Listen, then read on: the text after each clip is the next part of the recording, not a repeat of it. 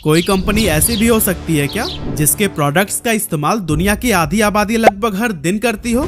चाहे आप सुबह उठते ही क्लोजअप से ब्रश करें, नहाते समय लाइफ बॉय या लक्स का इस्तेमाल करें, बालों में सनसिल्क या क्लीनिंग प्लस लगाएं, या फिर कपड़े धोने के लिए सर्फ, व्हील या रिन का यूज करें। और अगर नहाकर निकल गए हो तो फिर पॉन्ड्स लगाइए या फिर ग्लो एंड लवली। प्रोडक्ट एक ही कंपनी का बिकने वाला है, नाम है हिंदुस्तान यूनिलीवर लिमिटेड। और सिर्फ आप ही नहीं बल्कि आप जैसे 3.5 अरब लोग हर रोज यूनिलीवर का कोई ना कोई प्रोडक्ट इस्तेमाल करते हैं, क्योंकि ये कंपनी आज दुनिया के 190 से भी ज्यादा देशों में ऑपरेट करती है, या फिर हम कह सकते हैं कि पूरी दुनिया में ही, क्योंकि टोटल देश ही 195 है। पर सवाल ये उठता है कि साबुन बेचने से शुरू हुई एक मामूली सी कंपनी आखिर इतनी बड़ी कैसे हो गई कि आज पूरी दुनिया पर राज कर रही है।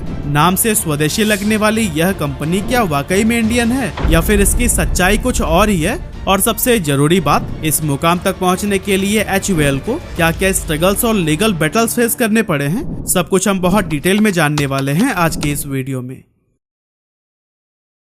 तो दोस्तों, हिंदुस्तान यूनिलीवर लिमिटेड को पूरी तरह से समझने के लिए हमें समय का पहिया घुमाकर 1885 में जाना होगा, जहां ब्रिटेन में रहने वाले दो भाई विलियम हेस्केथ लीवर और जेम्स डॉर्सी लीवर एक साथ मिलकर लीवर ब्रदर्स नाम की एक कंपनी शुरू करते हैं। ये कंपनी सनलाइट नाम से साबुन बनाती थी, जो कि इंग्लैंड के साथ साथ इसके आसपास के देशों में भी काफी पॉपुलर था। असल में ये साबुन एक क्लीनिंग प्रोडक्ट होने के साथ साथ समाज में हाइजीन और हेल्थ का भी मैसेज देता था, जो कि लोगों को खूब पसंद आता। इसके बाद 1888 में कोलकाता के पोर्ट पर सनलाइट साबुन से भरे बक्से उतारे जाते हैं और यहीं से लीवर ब्रदर्स की इंडिया में एंट्री होती है। अभी कुछ ही समय बीता था कि ये साबुन भारतीय लोगों के बीच में भी खूब पॉपुलर हो जाता है, और इसी कामयाबी को देखते हुए 1885 में लीवर ब्रदर्स यहाँ अपने दूसरे प्रोडक्ट लाइफ बॉय को भी लॉन्च कर देते हैं। और दोस्तों, इन दोनों ही प्रोडक्ट्स के लिए कंपनी को लोगों से बहुत ही अच्छा फीडबैक मिलता है, और इस कामयाबी को देखते हुए ही लीवर ब्रदर्स अपने इस बिजनेस को एक्सपेंड करने में लग जाते हैं। लेकिन इनके सामने सबसे बड़ी प्रॉब्लम आती है रॉ मटेरियल्स, खासकर पाम ऑयल की, जिसका इस्तेमाल साबुन बनाने के लिए किया जाता था। चलिए फिलहाल अब हम आते हैं नीदरलैंड्स में, जहां इसी टाइम पर दो बिजनेसमैन जर्गेंस और वॉन डेन बर्ग मार्जरीन का बिजनेस कर रहे होते हैं। बेसिकली मार्जरीन एक प्लांट बेस्ड फैट होता है, जिसे हमारे देश में डालडा के नाम से जाना जाता है। उस टाइम पर मार्जरीन के बिजनेस में बहुत ज्यादा कंपटीशन हुआ करता था। यही वजह थी कि जुर्गेंस और वॉन डेन बर्ग 1927 में अपनी अपनी कंपनियों को एक साथ मर्ज कर देते हैं, और फिर जो नई कंपनी बनाई जाती है उसका नाम रखा जाता है मार्जरीन यूनि। और फिर इसके 2 साल बाद सितंबर 1929 में लीवर ब्रदर्स और मार्जरीन यूनि एक दूसरे के साथ हाथ मिलाकर यूनिलीवर लिमिटेड की शुरुआत कर देते हैं। अब आप सोच रहे होंगे कि साबुन बनाने वाली कंपनी और मार्जरीन बनाने वाली कंपनी का आपस में कनेक्शन क्या हो सकता है। असल में दोस्तों, भले ही ये कंपनीज अलग अलग इंडस्ट्रीज से थी, लेकिन इन दोनों के बीच में एक चीज कॉमन थी, पाम ऑयल। साबुन बनाने के लिए भी पाम ऑयल की जरूरत होती थी और मार्जरीन के लिए भी, लेकिन उस टाइम पर पाम ऑयल की भारी किल्लत थी और इसे एक बड़े लेवल पर कलेक्ट करना बहुत ज्यादा मुश्किल काम हुआ करता था। ऐसे में इन दोनों कंपनियों ने अपने प्रॉफिट्स और रिसोर्सेज को मिलाकर पाम ऑयल प्लांटेशन का फैसला लिया, और फिर इस कदम के साथ ही यूनिलीवर लिमिटेड का ग्लोबल एक्सपेंशन काफी तेज हो गया। कुछ ही सालों के अंदर ये कई नई नई कंट्रीज में एंटर कर चुके थे, और इंडिया में तो वो अपना प्रोडक्ट एक्सपोर्ट कर ही रहे थे। मतलब कि इस टाइम पर एक तरफ भारत में अंग्रेजों से आजादी के लिए संघर्ष चल रहा था, लेकिन दूसरी तरफ ब्रिटिश कंपनियां यहाँ अपने बिजनेसेस को मजबूत करने में लगी हुई थी। और फिर इसी टाइम पीरियड के ही आसपास यानी 1931 में यूनिलीवर भारत के अंदर अपनी पहली कंपनी स्टैब्लिश करता है, जिसका नाम हिंदुस्तान वनस्पति मैन्युफैक्चरिंग कंपनी रखा जाता है। ये कंपनी डालडा नाम से वनस्पति घी बनाती थी, जो कि असली देसी घी का सस्ता अल्टरनेटिव था। अब डालडा इंडिया में कितना सक्सेसफुल हुआ था, शायद यह एक्सप्लेन करने की मुझे जरूरत नहीं होगी, क्योंकि मैंने इस टॉपिक के ऊपर अलग से एक डिटेल्ड वीडियो बनाई हुई है, जिसका लिंक आपको डिस्क्रिप्शन में मिल जाएगा। हालांकि डालडा को इंडिया में जो सक्सेस मिली थी, वहां तक पहुंचना यूनिलीवर के लिए आसान बिल्कुल भी नहीं था, क्योंकि इस दौरान इंडिया में स्वदेशी मूवमेंट अपने चरम पर था, जिसके तहत महात्मा गांधी और उनके सपोर्टर्स ने ब्रिटिश प्रोडक्ट्स का बायकॉट करना शुरू कर दिया था। स्वदेशी मूवमेंट की वजह से साबुन, एडिबल ऑयल और इन जैसे बहुत से प्रोडक्ट्स भारत के अंदर ही बनाए जाने लगे, जिससे कि थोड़े लो क्वालिटी के होने के बावजूद भारतीय लोग इन्हें ही यूज करते थे। और दोस्तों, इस आंदोलन की वजह से यूनिलीवर के सेल्स में भी भारी गिरावट आ गई थी। और फिर यही सब देखते हुए यूनिलीवर ने लोकल मैन्युफैक्चरिंग की तरफ कदम बढ़ाया। मई 1934 में उन्होंने मुंबई के अंदर अपनी पहली सोप फैक्ट्री खोली ताकि इंडिया में मैन्युफैक्चरिंग और एम्प्लॉयमेंट अपॉर्चुनिटीज देकर बायकॉट के इन्फ्लुएंस को कम किया जा सके। इसके अलावा इंडिया में लोकल मैन्युफैक्चरिंग शुरू करने का एक रीजन यह भी था कि ब्रिटेन से इंपोर्ट करने की वजह से इनके साबुन की कीमत काफी बढ़ जाती थी और इस इंपोर्टेड प्रोडक्ट को इंडिया के ज्यादातर लोग अफोर्ड नहीं कर पाते थे। इसीलिए यूनिलीवर ने इस स्ट्रैटेजी की मदद से देसी पहचान बनाने की कोशिश की, साथ ही कम कीमत में प्रोडक्ट उपलब्ध कराकर इसने एक लार्ज कस्टमर बेस को टारगेट किया, जो कि कंपनी के लिए काफी प्रॉफिटेबल साबित हुआ। इसके बाद 1935 में उन्होंने इंडिया के अंदर अपनी तीसरी कंपनी यूनाइटेड ट्रेडर्स लिमिटेड की शुरुआत की, जो कि कपड़े, मेटल और केमिकल्स का इंपोर्ट एक्सपोर्ट करती थी। इसके बाद आया 1956, जब हिंदुस्तान वनस्पति manufacturing company, liver brothers India और यूनाइटेड ट्रेडर्स लिमिटेड, इन तीनों को ही मर्ज करके हिंदुस्तान लीवर लिमिटेड का गठन किया गया। हालांकि जून 2007 में ये नाम बदलकर हिंदुस्तान यूनिलीवर लिमिटेड यानी कि HUL कर दिया गया था। लेकिन इस मर्जर की कहानी उतनी सिंपल नहीं है जितनी नजर आ रही है, क्योंकि देश को 1947 में आजादी मिल चुकी थी और उस समय भारत में फॉरेन कंपनीज के खिलाफ कड़ा रुख अपनाया जा रहा था। विदेशी ओनरशिप पर नए नियम और कानून लगाए जा रहे थे, जिसके चलते बाहरी कंपनियों को अपने ऑपरेशंस में कई सारे बदलाव करने पड़े। इसी से ही परेशान होकर यूनिलीवर ने इन तीनों कंपनीज को आपस में मिला दिया और हिंदुस्तान यूनिलीवर लिमिटेड में इंडियंस को 10% इक्विटी दे दी गई, ताकि कंपनी के ऊपर लगा विदेशी ओनरशिप का धब्बा हटाया जा सके। साथ ही इन्होंने पहली बार प्रकाश टंडन नाम के एक ऐसे आदमी को कंपनी का डायरेक्टर बनाया जो कि इंडिया से थे। इतना ही नहीं, 1955 तक कंपनी में इतने सारे भारतीयों को हायर किया जा चुका था कि इसके 65% मैनेजर्स इंडिया के ही हुआ करते थे। इस तरह से कंपनी ने एक इंडियन ब्रांड के रूप में अपनी पहचान बनाने की कोशिश की। और दोस्तों, इन्हीं सभी स्ट्रैटेजीज के चलते ही आज भी बहुत सारे ऐसे लोग हैं जो कि हिंदुस्तान यूनिलीवर लिमिटेड को एक इंडियन ब्रांड समझते हैं, जबकि आज भी यह यूनिलीवर PLC नाम की एक ब्रिटिश कंपनी की सब्सिडियरी है। खैर, वापस कहानी पर आए तो इन सभी स्ट्रैटेजीज की वजह से भारत HUL के लिए एक बहुत ही प्रॉफिटेबल मार्केट साबित हो रहा था, क्योंकि यहाँ कॉम्पिटिशन्स बहुत कम थी और पॉसिबिलिटीज बहुत ही ज्यादा। इसीलिए कंपनी अब FMCG सेक्टर को टेक ओवर करने में लग गई। 1959 में इन्होंने सर्फ नाम से अपना वॉशिंग पाउडर बनाया, तो वहीं 1964 में अनेक घी और सनसिल्क शैम्पू को लॉन्च किया और फिर 1966 तक ये बेबी फूड सेगमेंट में भी एंटर कर चुके थे। हर साल नए प्रोडक्ट्स को लॉन्च करना, कंपनीज को एक्वायर करना और नए नए सेक्टर्स को एक्सप्लोर करना मानो इनका मिशन बन गया था। सब कुछ उम्मीद से ज्यादा अच्छा चल रहा था, लेकिन इसके अगले ही साल कुछ ऐसा हुआ कि कंपनी बंद होने के कगार पर पहुंच गई। एक्चुअली 1973 में सरकार ने साबुन और वनस्पति जैसे कई सारे प्रोडक्ट्स पर प्राइस कंट्रोल लगा दिए ताकि इन्फ्लेशन को कम किया जा सके। इस दौर में चाहे भारतीय हो या विदेशी, हर तरह की कंपनियों के लिए बिजनेस करना बहुत मुश्किल हो गया था, क्योंकि सरकार ने प्राइस को इतना कम कर दिया था कि ज्यादातर कंपनियां भारी लॉस में जाने लगी थी। इन लॉसेस को कवर करने के लिए उस टाइम कंपनी के चेयरमैन टी थॉमस ने एक सस्ता साबुन मार्केट में उतारा जिसका नाम था जनता। लेकिन ऐसा करने से भी नुकसान को कोई खास रिकवर नहीं किया जा सका।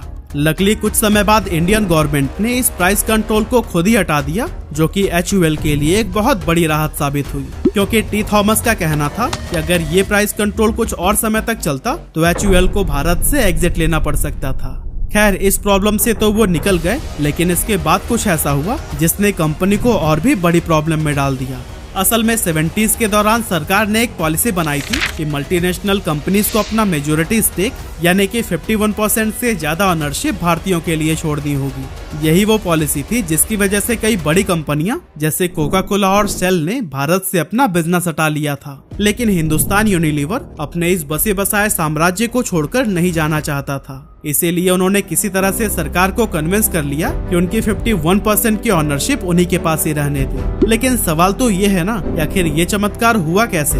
असल में सरकार ने यूनिलीवर के सामने यह शर्त रखी थी कि अगर आप 51% की हिस्सेदारी खुद रखना चाहते हैं तो आपको अपने बिजनेस के टर्नओवर का 60% ऐसे काम पर खर्च करना होगा जिसमें भारत देश को फायदा हो। साथ ही आप जो भी सामान बनाएंगे उसका 10% विदेशों में भी बेचेंगे, जिससे कि इंडिया दुनिया के दूसरे देशों में भी नाम कमा पाए। और दोस्तों, HUL की वजह से इकोनॉमी को बेहतर होता हुआ देख डील फाइनल की गई और मेजॉरिटी शेयर उन्हीं के पास ही रहने दी गई।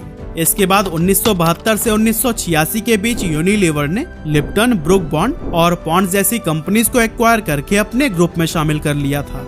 अब एक तरफ तो HUL लगातार अपने व्यापार को डाइवर्सिफाई करते हुए नए नए सेगमेंट्स में अपनी पहचान बना रहा था, लेकिन दूसरी तरफ वह एक बहुत बड़े चैलेंज का भी सामना कर रहा था, जिसे कि हम डिटर्जेंट वॉर के नाम से जानते हैं। बेसिकली 1980s और 90s का टाइम HUL के लिए एक बड़ा टर्निंग पॉइंट था, क्योंकि इसी समय प्रॉक्टर एंड गैम्बल यानी कि P&G नाम की एक मल्टीनेशनल कंपनी ने इंडियन मार्केट में एंट्री ली थी और अपना डिटर्जेंट ब्रांड एरियल को इंट्रोड्यूस किया था। अब जैसा कि उम्मीद था कि इस प्रोडक्ट के लॉन्च होते ही दोनों कंपनियों के बीच में एक तीखा कंपटीशन शुरू हो गया।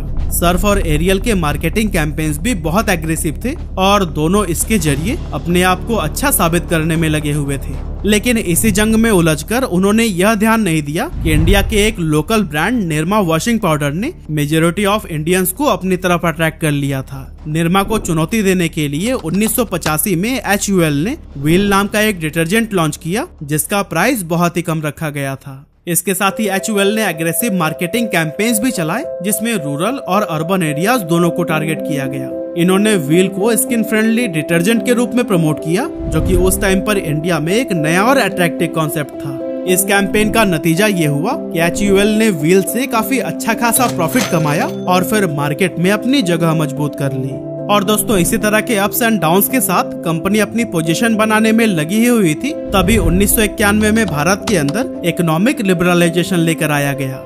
इसके साथ ही HUL के लिए भारत में हजारों अपॉर्चुनिटीज के रास्ते खुल गए, क्योंकि उस समय सरकार ने उन सभी नियम कानून को खत्म कर दिया था जो कि विदेशी कंपनियों के लिए भारत में बिजनेस करना मुश्किल बना रहे थे।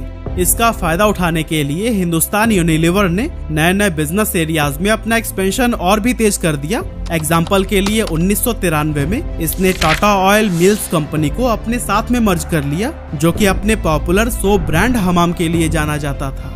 यह मर्जर भारत की कॉर्पोरेट हिस्ट्री का एक बहुत बड़ा इवेंट था, क्योंकि टाटा ग्रुप उस समय भी भारत के सबसे बड़े और रेस्पेक्टेड बिजनेस हाउसेज में से एक था। हालांकि ये मर्जर HUL के लिए फाइनेंशियली रिस्की डिसीजन था, क्योंकि टाटा ऑयल मिल्स का बिजनेस उस समय घाटे में चल रहा था। इसके अलावा इस मर्जर के दौरान एम्प्लॉयज और शेयर होल्डर्स के बीच काफी प्रोटेस्ट और डिस्प्यूट्स भी हुए थे, क्योंकि मर्जर के चलते कई सारे लोगों को नौकरी से निकाल दिया गया था। अब दोस्तों, भले ही हिंदुस्तान यूनिलीवर के लिए टाटा ऑयल मिल्स के साथ में शुरुआती अनुभव उतना अच्छा नहीं रहा, लेकिन कुछ समय बाद यही टाटा ऑयल मिल्स HUL की बिजनेस एफिशिएंसी को बढ़ाने और FMCG सेक्टर में मजबूत पकड़ बनाने में मददगार साबित हुआ। इसके अलावा HUL ने यूबी ग्रुप की किसान कंपनी और कैडबरी इंडिया की डोलॉप्स आइसक्रीम को भी 1993 में ही एक्वायर किया था।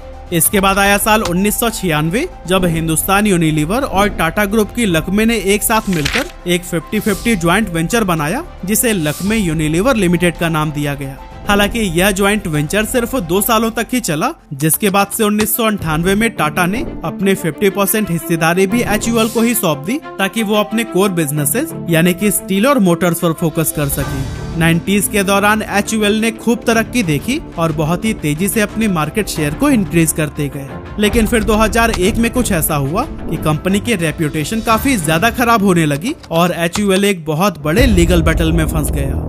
एक्चुअली तमिलनाडु के एक हिल स्टेशन कोडाईकनाल में HUL की एक फैक्ट्री थी, जहां 1980s से ही मरकरी थर्मामीटर्स बनाने का काम होता था। ये थर्मामीटर्स ज्यादातर यूनाइटेड स्टेट्स और यूरोप में एक्सपोर्ट किए जाते थे। लेकिन समस्या तब शुरू हुई जब फैक्ट्री के अंदर थर्मामीटर्स टूटते थे या फिर प्रोडक्शन के दौरान बचा हुआ मरकरी जो निकलता था उसे आसपास के जंगलों में डंप कर दिया जाता था। इससे न सिर्फ मिट्टी और पानी बल्कि लोकल एनवायरनमेंट भी जहरीला हो गया।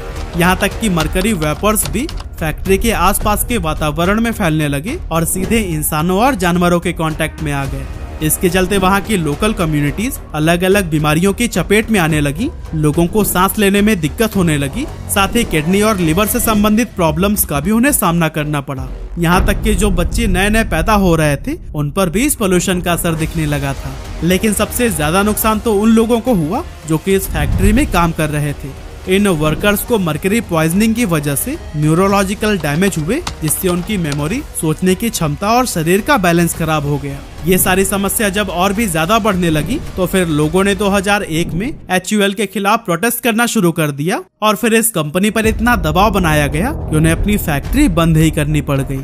साथ ही 2003 में अपनी इमेज को सुधारने के लिए हिंदुस्तान यूनिलीवर ने कोडाईकनाल के 16 फॉरेस्ट से 290 टन मरकरी वेस्ट इकट्ठा किया और इसे रिसाइकलिंग के लिए अमेरिका भेज दिया। लेकिन कंपनी की प्रॉब्लम यहीं पर खत्म नहीं हुई। हिंदुस्तान यूनिलीवर इस मामले की वजह से लंबे समय तक लीगल बैटल में फंसा रहा। आखिरकार 2016 में कंपनी ने अफेक्टेड वर्कर्स की फैमिलीज को कंपनसेशन देने का फैसला किया, जिसके बाद से जाकर यह मामला थोड़ा शांत हो पाया। लेकिन ऐसा नहीं था कि इस बीच HUL ने कोई तरक्की ही नहीं की। 2007 में ब्रुक बॉन्ड और सर्फ एक्सेल ने 1000 करोड़ रुपए की बिक्री का आंकड़ा पार कर दिया था, तो वहीं 2008 में व्हील ने 2000 करोड़ रुपए के सेल्स का माइलस्टोन अचीव करके सभी को हैरानी में डाल दिया था। इसी दौरान HUL ने रूरल मार्केट में भी अपनी प्रेजेंस को बढ़ाया। गांव के लिए छोटे और सस्ते डिटर्जेंट पैक लॉन्च किए, जिससे कि रूरल एरिया में भी उनका एक स्ट्रॉन्ग कस्टमर बेस तैयार हो गया।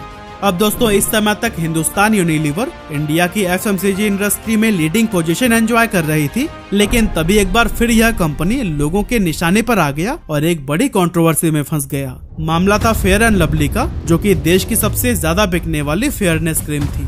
लोगों का मानना था कि ये क्रीम समाज में कलर डिस्क्रिमिनेशन और जेंडर स्टीरियोटाइप को बढ़ावा देती है, जैसे कि सफलता के लिए लड़कियों का गोरा होना जरूरी ही है। और फिर ब्लैक लाइव मैटर्स जैसे ग्लोबल मूवमेंट ने आग में घी डालने का काम किया और विरोध इतना ज्यादा बढ़ गया कि आखिरकार 2020 में HUL को इस क्रीम का नाम बदलकर ग्लो एंड लवली करना पड़ा। और अब कंपनी का मानना है कि वो फेयरनेस की जगह ग्लो और हेल्थी स्किन को प्रमोट करते हैं।